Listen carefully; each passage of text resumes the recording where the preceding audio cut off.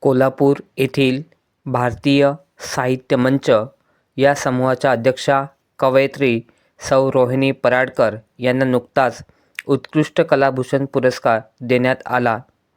राणीताई गायकवाड यांच्या अध्यक्षतेखाली श्री स्वामी समर्थ फाउंडेशन कोल्हापूर यांच्यातर्फे 7 डिसेंबर 2025 रोजी महाराणी ताराबाई सभागृह येथे मान्यवरांच्या उपस्थितीत हा कार्यक्रम पार पडला.